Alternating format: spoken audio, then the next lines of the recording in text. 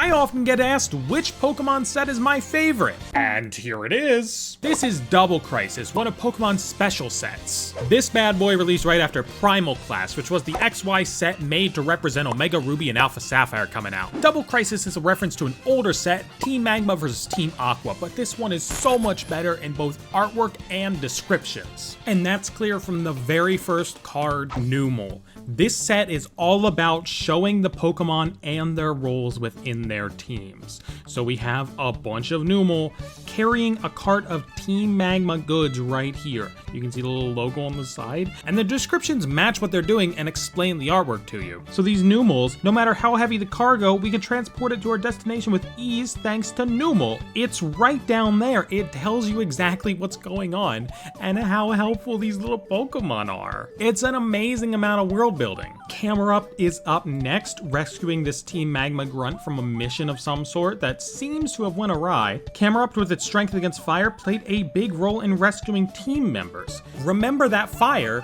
We're gonna come back to it in a different card. You can see that this is one of the holofoil cards as well, which kind of obscures the art a little bit. However, the set did have reverse holos, so if you look at this one, it's a little easier to see what's going on in the art in this one, which I like a lot more. I think I prefer the reverse holos to the holofoils in this set. The reverse holos in this set, of course, are very shiny. They've got like the old style reverse holo that they did during Gen 4. During X and Y, they were doing something a little different than this, but they returned to it for this special set, and it feels very special indeed. And already, looking at this lovely Spheal card, things are on fire again. It seems like this is either the same fire as that Team Magma's Camerupt card, or maybe a retaliatory attack of some reason, you know? They're firebombing each other, which is a little crazy for Pokemon teams. They don't tend to do that much. But it's okay, because Spheal's water gun can put out any fire. Flames used by opponents have no effect. They're a little firefighter squad in this setup, and we can see a whole bunch of them putting in the work right there. Celio is up next, which shows us more of an abstract battle going on. This thing is just providing support by making a bunch of ice to slide along, which is kind of a Team Aqua solution to choosing the thing that isn't land to fight on. They're gonna need some additional help to be standing in the water. Team Magma kind of lucked out on having the one where people live. It provides support by making paths of ice. It can win any battle as long as it's on ice. Simple enough, and I like this little guy in the background just falling through the air onto the path. Some Frozone shit going on here. Walrein, you can't really tell where it is. It's a very, very shiny card. You can see a trainer in the background, you can see Walrein. It's good at attacks that freeze opponents with powerful cold snaps, then it pulverizes a frozen foe with its sharp tusk. Kinda sounds like it's murdering people, like it's freezing them, and then that makes them easier to stab. I don't have the reverse holo of this one, so we can't say the artwork in any better detail, sorry. And then we reach our first big boy hit of the set. This wasn't a very popular set at the time. There was only 2 main pools you could get when it first came out, and this is one of them. I just hit it against the microphone. It's a PSA 7 now. And this is one of them. It is Team Aqua's Kyogre EX, showing off the team members. We got Pokemon we haven't even seen. We've seen the Walrein so far as part of Team Aqua's team, but not the Seviper or the Sharpedo back here. And of course, we have the admins. We have What's-Her-Face and What's-His-Face. Archie is not on this. They did not include Archie in this artwork, but it shows you all the different team members. And Kyogre directly relates to having a big old team full of Team Aqua Pokemon, because if there's 4 or fewer in play, this Pokemon can't attack, which kind of limits its use. It was not very well used. It was not a playable card. People just kind of liked it for the artwork. They didn't like it enough to buy packs, really, at the time. You can see it's also got this very, like, untextured foil. It's kind of just flat. If you didn't know any better, you'd pick this thing up and think it's a bootleg. It's not. I pulled this one myself, and yes, I know it's out of a sleeve. Look, there's gonna be glare if I don't do that. It goes right back in, okay? Grimer is up next, also part of the Team Aqua crew, and this guy is mainly being used for reconnaissance. He's slipping in through an air vent up here, and he's eavesdropping on these Team Magma members. You see, even though it's a Team Aqua card, if there's Magma members on it, that means they're probably doing an infiltration type event, which is cool to see. Its flexible body, which allows it to squeeze into any cracks, comes in handy when invading enemy hideouts. He's either going out ahead of the crowd to get in there, catch him by surprise, and then have the front rush in later, or he's just gathering information. He's gonna relay it back later. Muck chose violence though. This is Team Aqua's Muck. It's doing that. It immobilizes opponents by wrapping them in its huge poisonous body.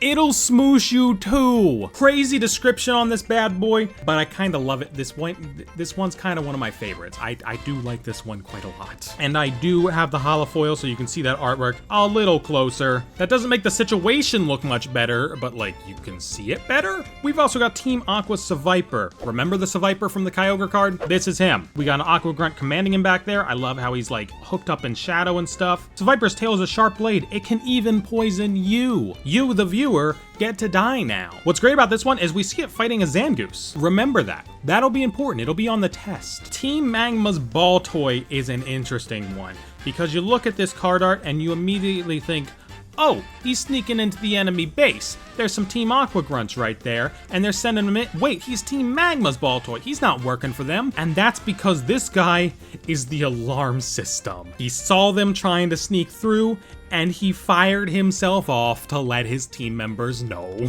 They all cry out at once to let us know if they spot an enemy. So this is like the counter to Grimer from earlier. Grimer sneaks in, Ball Toy alerts ya. And I think... I don't know what Team Magma does to prisoners of war, but it might not end well for these Aqua Grunts. Claydol is up next though, firing off a laser. Its beam can seize opponents and keep them from moving. Long range attacks are its specialty. So this Pokemon probably comes in after the Ball Toy, alright? Ball Toy lets you know, Claydol freezes them in place, and now you have now you get to kidnap someone.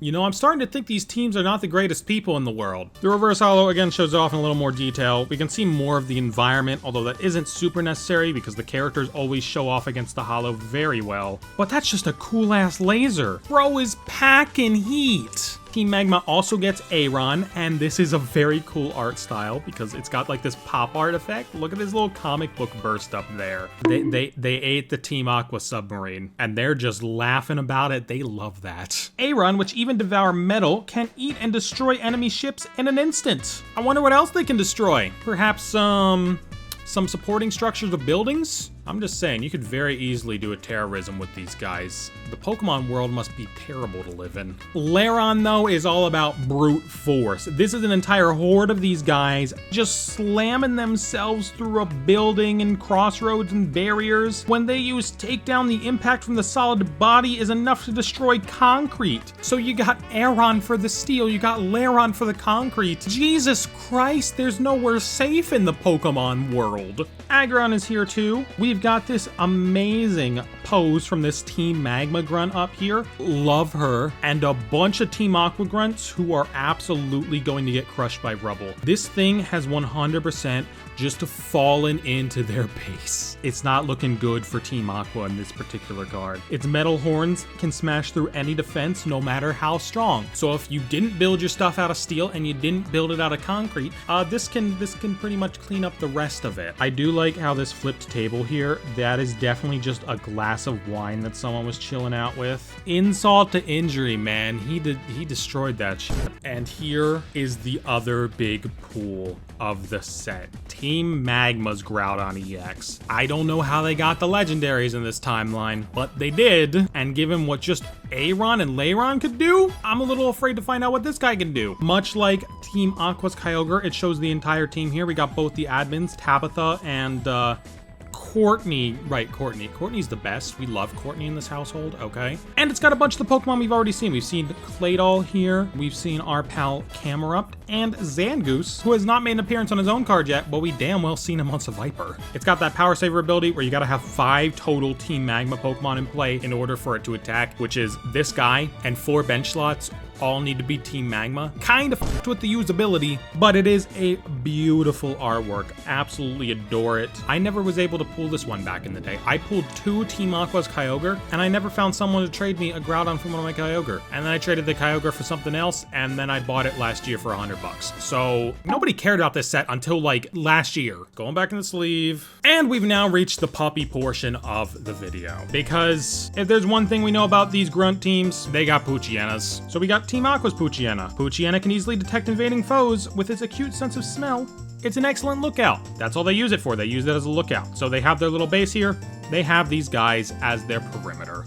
They're seeing if anyone's coming around. Of course, they're probably just breaking through the roof with their Aggron. Again, I don't know how you stop the Aggron thing. But that's too bad, because Team Magma also has Poochyena. Its nose can identify any scent, and it's very useful for reconnaissance. So whereas Team Aqua was using Poochyena for the perimeter of their base, Team Magma is infiltrating with theirs. They're sneaking around. They're gonna catch this girl by the ankles and rip off her feet.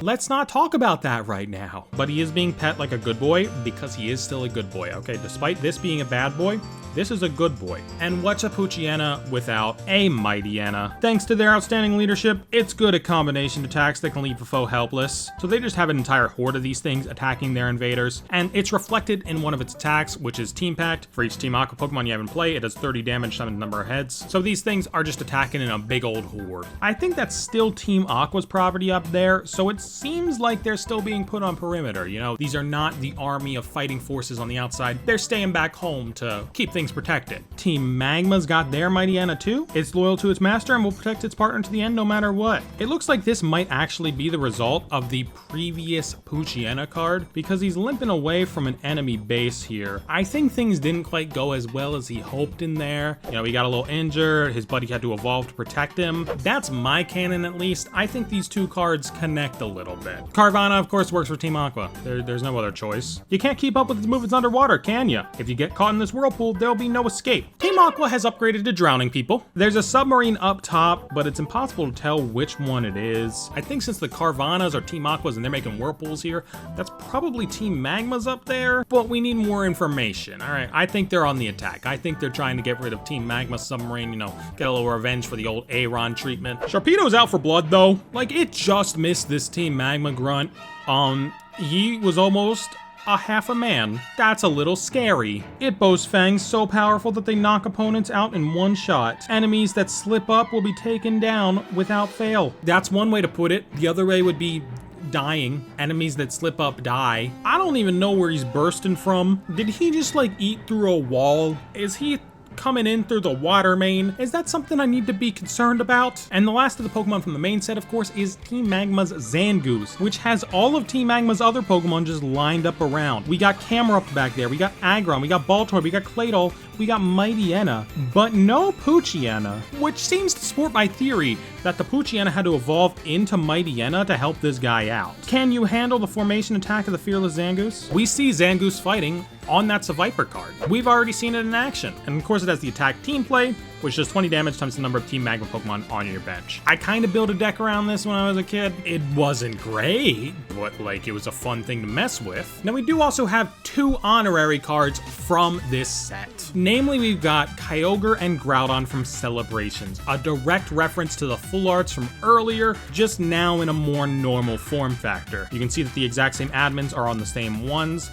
We don't have Archie or Maxie making appearances yet. It is the exact same characters, just in a slightly different context. None of the extra Pokemon are here, it's just Kyogre and Groudon. But they make a good addition to the set, and if you want to have all the Pokemon on a set of two 12-card pages, this is your 23 and 24. This makes the spread look super good. But this set did have trainer cards that we're going to go through right now. Yeah, so Team Magma had a sniper scope. They may call it the Magma Pointer and may imply that it's kind of like a laser pointer. No, this goes on top of a sniper rifle. Team Magma's got guns. Team Aqua's equivalent card is a fucking humidifier. Oh yeah, your sniper rifle. You got sniper rifle? I can make the air slightly musty. Of course, we know that both teams have got great balls. These only work on their specific Pokemon. Both teams, of course, have their own generic grunts on a card. Both of them have their own energies, which provide two of their types, can only be attached to one of the Pokemon and then get discarded at the end of the turn. Again, not great. And they both have admins, but I only have Team Magma admin. I never realized I never got the Aqua one. It's like a 50-cent card and I just don't have it. Oops. And finally, we get to actually see their secret bases. Team Aqua's secret base and Team Magma's secret base. And if one of these sounds a little familiar, it's because Team Magma's secret base is the only reason this set became meta relevant like 2 years after it came out. Nobody bought this set when it came out. There were no cards that were useful for making decks. Nobody cared about like pulling the full arts or anything. And then 2 years after, it was useful to be able to get damage counters on your basic Pokemon when you put them onto the bench. And Team Magma's secret base does that. And so this became like a $5 card because nobody bought this set, nobody had it, it never got reprinted. This is the most impact that the entire set had on the TCG. And it wasn't even used for its actual purpose. It was just because it put damage counters on some things that people wanted damage counters on. And so that's my favorite set in the entire Pokemon TCG. I have most of it, I'm just missing that one admin card. But I just love how the cards